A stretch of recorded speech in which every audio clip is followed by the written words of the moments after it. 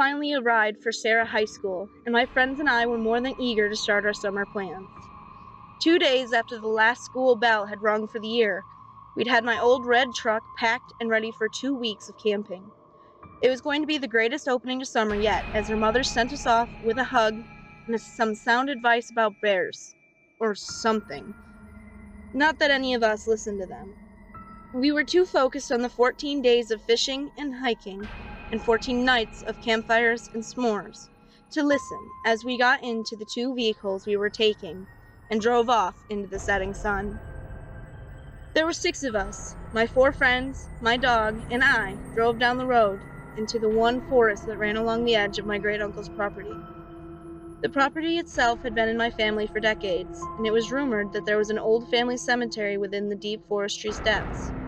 But of course, none of this was on my mind. I should have thought it a bad omen when my dog, Lassa, refused to leave the truck when we got to the place we would make our camp. I thought it nothing still, just the old girl's discomfort of being away from home. We unpacked our things at the camp, pitching our tents in a wide circle that would surround our fire pit. Then came the time we'd separate. We again thought nothing of it. Damien going to get firewood, James going to get the sleeping bags out of the trunk of his car, Alex trudging into his tent to find his matches, Micah to the cooler to dig out marshmallows, chocolate, and drinks that we'd need for the fire. I went off to my truck to try to get Lassa out of it. That was when the first of the troubles began. Lassa was gone, the window to my truck shattered, the paint scratched from both the inside and the out. My heart seemed to drop from my chest and beat rapidly in my stomach. I called out for her, looking around. She had never run before and was too old and weak to break a thick, old-styled glass window like that one. "Lassa!" I called, louder, my calls turning to shouts and my shouts to screams. I ran back to camp, my chest tightening with panic and the almost painful edge of fear, my blood running cold as I realized just how dark the woods had gotten. When the camp came into sight, my fear eased as I saw a flame. But the flame was in a different spot. No, it wasn't my camp. It wasn't a camp at all. It was the rumored cemetery, and the fire came from the window of an old ramshackled caretaker's cottage. My heartbeat got louder in my ears, deafening as my steps slowed, winding through the moldy, crumbling headstones, too old and worn to read the names and dates on. My hand was shaking as I reached for the rusty metal handle of the old cottage, slowly opening the door. It creaked loudly as it swung open to an empty, abandoned room. It was too empty. The old, rotted fireplace was cold and not a flame was in sight. I thought my heart would burst as I took a hesitant step into the cottage, my boots loud on the loose, creaky floorboards. Nothing happened as I made my way inside, but for the movement of a tattered, old curtain as the breeze swept through the shattered window. My throat was too dry to utter a sound as I touched the handle to another door that led deeper into the depths of the decaying cottage. But when a hand grabbed a hold of my shoulder, it forced a scream from me. My friend Damien laughed softly when my scream died down, and I turned to glower at him. He just continued to laugh. I swatted at him and gave one last look at the door before turning away. Lassa came running up to me in my tent, worked up into a tizzy about something, Damien said, gesturing to the nervous-looking dog behind him. I thought something had gotten her. The truck window was shattered and the paint in the truck was scratched up, I told him, crouching by Lassa and petting her head gently. She calmed some, but I still felt her unease. I was uneasy myself as I looked about the cold, broken cottage. I don't know. Let's get out of here. This place gives me the creeps, Damien said, shivering and rubbing his arms as though he was cold. I could feel it too, the sudden chill in the air that should have been still warm from the blistering hot day.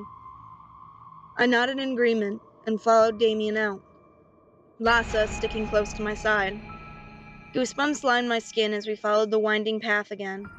The dark had begun playing tricks on me as I tried to follow the right direction. My eyes saw things that weren't there when I looked twice. Clammy, invisible hands grabbed at my ankles, the distant, imagined sound of chains and cracked branches. How much farther to camp? I whimpered lowly, my throat still dry. I could barely make out my friend's back. I saw his silhouette turn to respond, but was unable to get a word out before Lassa started barking, her bark loud and sudden in the darkened silence that I almost screamed again. Her barking was panicked and frightened, growling low and defensive, but I couldn't see what she was barking at. "I don't know. I'm out of here," Damien exclaimed and booked, darting away to the point I could no longer see him or hear him. "Lassa, quiet," I said, trying to silence my thundering heartbeat. I didn't know what to do once she had silenced, as I listened to everything. There was the rattle of chains and the crunch of footsteps on the dead leaves. There was the low murmuring sound that got louder and louder until I could almost make out words, a sentence. "Give me, now, Descendant, Magnus O'Reilly. Give to me." The last words seemed to have been shouted at me from all directions, and the paralysis that had held me in place released me. I turned on my heels and ran as fast as I could, somehow finding the place where we had made camp, tripping over something large and bulky that sent me sprawling over the hard ground. I got to my feet, feeling something on the ground as I pushed to stand. I picked it up and brought it close to my eyes so I could see what it was. A box of Vandam matches, the matches that Alex had brought for the fire. I dug out one as I almost shouted in relief that I'd found some source of light. As I dug the match out and struck it against the rough pan of my jeans, I had a bit of luck, as it lit immediately, and I could see what I had tripped over. The sight had me dropping the match that hit the ground with a wet sizzle before going out. I fumbled for a new match and struck it to life again, my hands shaking as I forced my mind to focus on what was at my feet. Alex lay on his side, curled in an almost fetal position. His amber eyes were wide, unfocused, and empty. I looked to see if he had been hurt, but there wasn't a scratch on him. Then I saw his breathing and found his pulse. It was as though he had seen something that had paralyzed him. I swallowed thickly when I found the tattered piece of parchment that was clutched in his frozen hand. I pried it loose and uncrumbled it, reading the rough words inside. "Give me the ring, then Descendant of Magnus O'Reilly, or your friends will perish one by one." I swallowed, my heart suddenly loud in my ears again. Ring? What ring? I thought, yelping and dropping the match when it burned down to my fingertips. I stood and lit another. The only way I could figure out what this ring was, and why they were talking about it, or if it even existed, was to go to the abandoned home of my great-uncle Magnus, before I cost my friends their lives. By the time I'd struggled out of the thick woods, the moon had ascended to almost straight above my head. My time was ticking away, and I couldn't seem to move fast enough. I ended up in the once big yard of the huge house that sat atop of a hill. In the dim moonlight, the house seemed haunted, which was an extreme possibility. I fought my way through the dense grass and entangling weeds, swearing when I momentarily got caught up in a thorn bush and ended up in a puddle of mud and who knows what. I struggled to my feet and pushed on, realizing that the moon had begun to sink in the sky, moving faster when I saw this, making it to the broken door of the house and nearly slamming into it when my hand didn't twist the handle before I pushed the door. I forced myself to calm down and yanked the door open. The house was still perfect inside, though a little on the dusty side. The furniture coated in a sheet and a thick layer of dust. It then dawned on me that I didn't have an idea of where to look whatsoever. I groaned and took a step inside, then stiffened when the room around me changed. The room lit up, exploding with light that should have blinded me, had I not been seeing it in my mind's eye. The light revealing what the room probably had looked like before my great-uncle had kicked the bucket. The furniture uncovered and in beautiful condition. A fat white and brown tabby laying across the back of the love seat. Then to the desk in the corner, where my great-uncle sat, writing on a long piece of parchment. A quill dripping ink clutched in his wrinkled left hand. I watched as he folded the parchment, made my way closer, slowly, barely having time to read the official will of Magnus Rune O'Reilly at the top, before he folded it completely and placed it in the small drawer to the right, and slipped a gold and emerald ring from his finger, placing it with the parchment. He closed and locked the door with a key he dropped into his trousers front pocket. I thought it had been the end, but then the scene had shifted and I was suddenly in the cemetery. I stood over his coffin, gazing into it. In his hands he clutched the key. I gasped, and then groaned.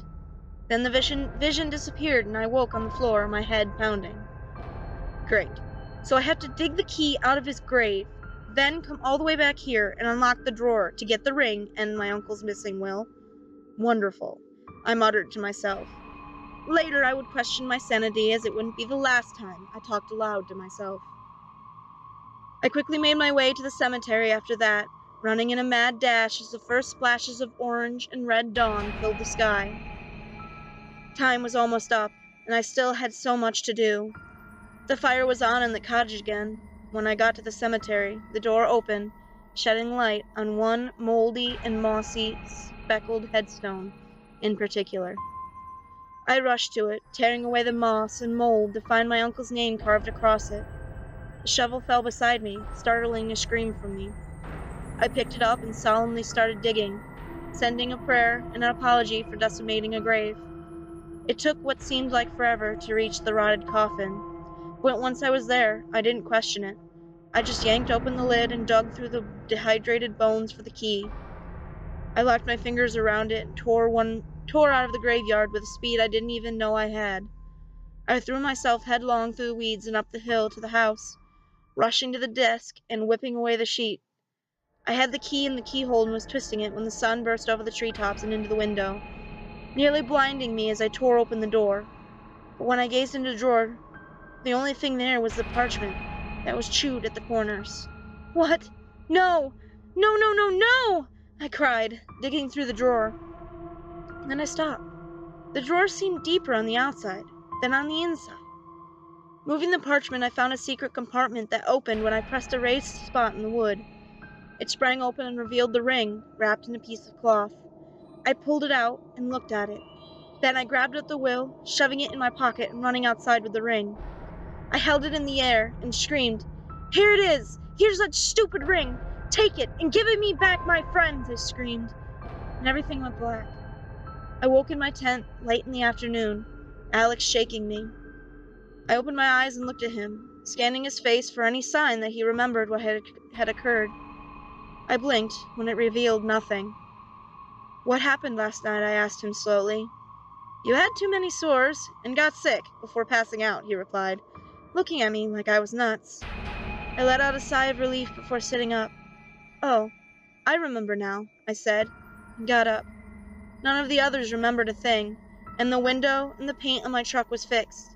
The only evidence that I had to prove that what had happened really did was a crumbled-up will still buried in my pocket. A will that would lead my family to a fortune we had lost decades ago. My fear was no more, the curse was over, and no one had died. I hadn't even wet myself in terror. I count that as a win, at least in my book. The end.